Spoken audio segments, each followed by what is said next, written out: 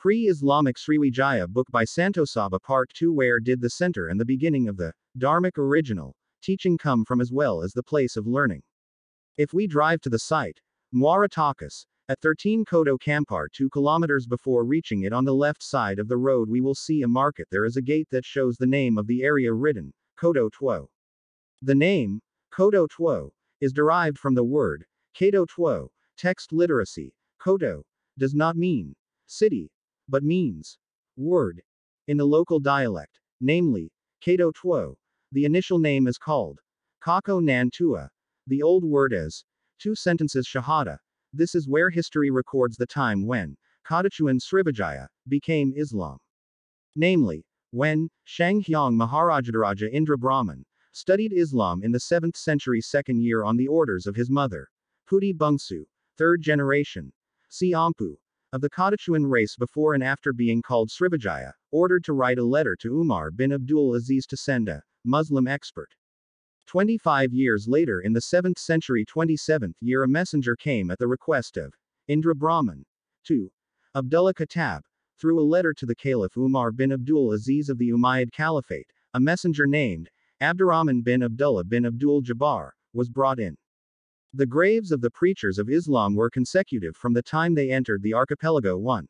Pasai 2. Johor 3. Malacca 4. Perak 5. Piti 6. Langsa 7. Lamuri Sriwijaya Kadachuan Islam. Shanghyang Datu Indra Brahman, in the 7th century 40th century, embraced Islam after studying it for 13 years and changed its name to Abdullah Amarullah, and Kado Tuo. The initial name was called Kako Nan Tua, known as Sobe Nan Alui. Then published Sobe, from the word Sobaria, pre-Islamic name, Shanghyang Dui Putih Sobe Nan Alui, nephew of Indra Brahman, whose mother is the eldest brother of the 3rd generation, Shanghyang Dui Putih Sobe Nan Alui. Mosque. He was on Katenka Hill since the early days of his conversion to Islam from Malam Putia. His son converted to Islam to Abdurrahman. Since he was 16 years old, it was continued later by Buyong Malam Abdullah Khattab. His grave was in Piti Laksma Aceh. He was asked by King Laksma to ask the Rasulullah directly. Raja Laksma felt a brother by learning from him. 3 years later he went to Mecca. Sultan Laksma met Rasul, the first sire command of the archipelago, early 6th century, the first hijra of the Prophet in the last 1/3 of the Prophet's age.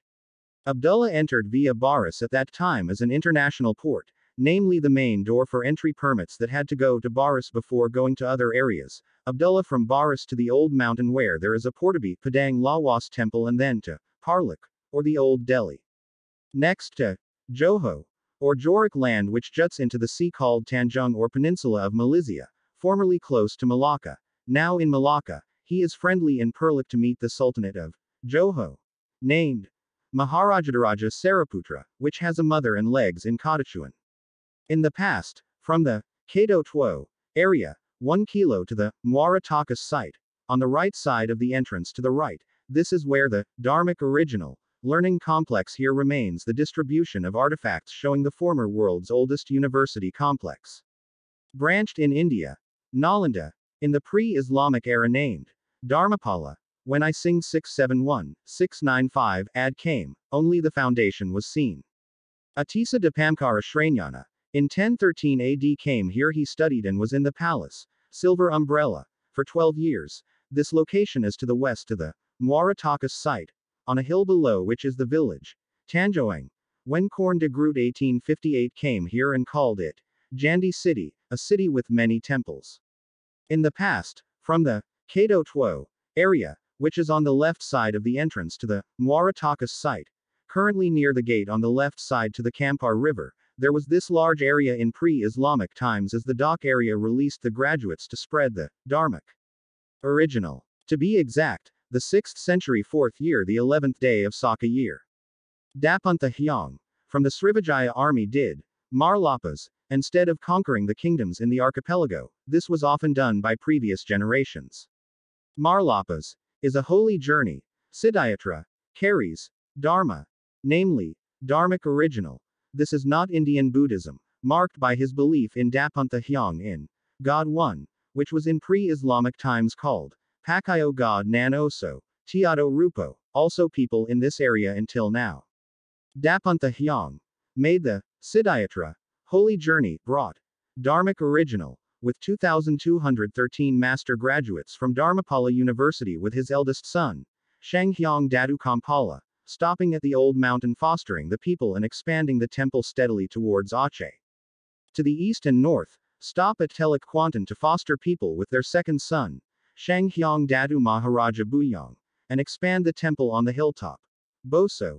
In the Boso Hills continuing to move to the east-south-southeast of Oku, Musi River, See Guntang Guntang, Mountains Green, Kadukan Hill, Muara Kuala Tungkal, Dapunta Hyang, left his daughter, Shanghyang Dui Pudi Minang Masak, who later became the kingdom of the Sultanate of Sriwijaya, Kri Janayasa. Palembang is not a center for learning Buddhism. It is one of several locations for learning. This, Dharma, is Dharmic original. Traditional elders here call their ancestors, Munyang Muyang, on the island of Punjung Bano River, where a son named Dharmaraya is left behind, and built the island temple of Punjung and Padang Lawas, which later became the kingdom, Sultanate of Dharmasraya. So the temples in the archipelago were also pre-Islamic kingdoms, not Hindu, Buddhist. When and who was the Indian Hindu, Buddhist missionary to the archipelago Indonesia, until the pre-Islamic sites and kingdoms were called Hindu, Buddhist? There is no answer, because there was never just a labeling of the invaders. Learning from history is looking back 2 steps backwards to jump 1,000 steps forward, and Dharmic original is the ancestral teaching of the archipelago, which was depicted in Borobudur and until now perfectly preserved in Bali, which underlies the birth of Hindu, Buddhist and Jaina teachings in India. It is we who color, not color. Architects of Deception. The Concealed History of Freemasonry, written by Uri Lina, Sweden 2004. That Indonesian history is not original history because it has been bent or obscured by the Dutch. There are 3 ways to weaken and colonize a country. 1. Blur the history. 2. Destroy the historical evidence so that it cannot be proven. 3. Disconnect them from their ancestors, saying that their ancestors were stupid and primitive. The worst thing in recording the past of our ancestors is the initial count of the number of Saka in all the inscriptions that are counted starting in AD 78, so that gone all the real facts of the history of our ancestors before that year. The Leiden Library in the Netherlands is the most comprehensive library about Indonesia in the world. 26,000 ancient Indonesian manuscripts were transported there. If it reaches 12 kilometers in line, Indonesia only collects 10.3 thousand. Perfect it to our blind. The Dutch first came to the archipelago in 1596 led by Cornelis de Houtman, then came again in 1598 with only 4 ships with 249 crews and 64 cannons. Before having had time to stop, the Dutch were already involved in war with the indigenous people. On March 20, 1602, Dutch merchants founded the Verenigde Oostindische Company, VOC, a trade alliance aimed at monopolizing trade activities in Asia. In 1603 the VOC was only granted permission in Banten. At this time the Army for Trade was formed, then on the 31st of December 1799, disbanded, because of corruption. After the VOC disbanded, the Dutch government took over control of the archipelago, which since the 1800s was known as the Dutch East Indies. The claim that Indonesia was colonized for 350 years is ridiculous.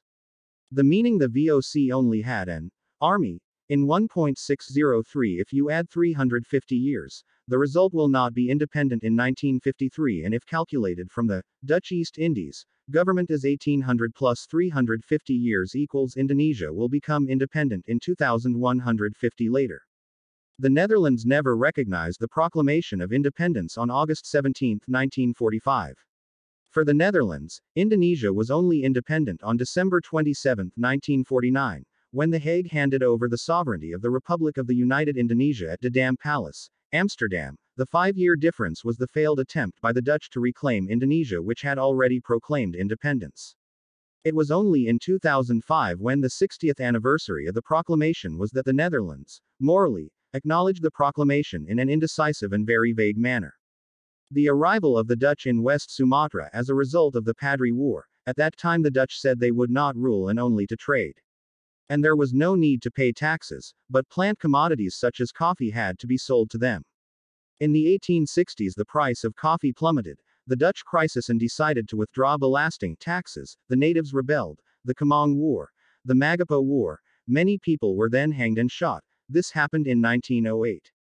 The brutality of the former Captain Cum, commander of the Depot Speciaal Troepen, DST, or the Dutch Special Forces for the period 1946-1947, it was published that the victims of the Westerling massacre reached 40,000. Translation. Challenge to terror. Snau Ker Granje, a Dutch agent who pretended to convert to Islam. This was a tactic of Dutch intelligence when he was overwhelmed by the great interest of the natives to go to Makkah. Therefore, to mark who had gone on the pilgrimage, he was given the title Haji in front of his name to indicate that he had already gone to Mecca. Go on pilgrimage. The 1,000 kilometers Anjer Panneruken road, built by the Dutch Daendels, is untrue or a lie. Herman Willem Daendels, the 36th Governor-General of the Dutch East Indies, just landed in Anjer on January 5, 1808, the poultice marking the starting point for the construction of Jalan Anjer Panneruken Ridden. 0 km Anjer Panneruken 1806 AKL. So it wasn't him who marked and made that path. The name of the South Coast Road of Java is often referred to as Jalan Daendels, only because the route passes through the Amble area, which was then led by Adandels. 1838, or 3 decades after Daendels. The distance is only 130 kilometers, connecting the city of Bantul in Diy with Purworejo, Kebumen, and Cilacap in central Java. The South Coast Road existed long before the Dutch arrived. Notice the 2 letters before the names Daendels, AD and HW. It is the name of 2 people, so not the Daendels of 1 person. This is proof that the road was not built by the invaders Johannes Jaesbertus Hans Casparus, the Dutch philologist. In 1954 wrote in his dissertation that Borobudur was built in the estimated year 824 AD. The number of years referred to is the number of years estimated. This is not academic. The naming, Borobudur, assumes that near the site there is a village called Bor, even though there is no village called Bor. Budor means Purba in Javanese. He said even though the Javanese language means Budor as boils. The basic reliefs are not exposed. There are 160 relief panels published with the name Karmawibanga, using the interpretation of the Mahakarmawibanga manuscript, but they do not fully comply with the manuscript. Burnett Kemper's 1970, 151 and 1976 in the bas-relief, which is covered by the Dutch. There are 12 words. Svarga. The language and the teachings that are based on it originally belong to the Indonesian archipelago. The words, Svarga. This is not an Arabic term. The Arabic word is Jannah. In India it is Nirvana, Nibbana. Just by seeing there a statue with the shape of a person sitting cross-legged, this site is called Buddha. A site where there is no statue of a person sitting cross-legged is called Hindu. Prambanan Hindu, then Mendet is automatically Buddhist, and if the sites are side by side, tolerance. From all the Dutch colonial research above, it seems that they are not consistent with what they label the site object, whether Hindu, Buddhist, when and who was the Indian missionary to the archipelago, until the sites of the pre-Islamic kingdom and sites were called Hindu, Buddhist. There is no answer, because there never was. Only labeling continues to the pre-Islamic Sriwijaya book by Santosaba, Part 3.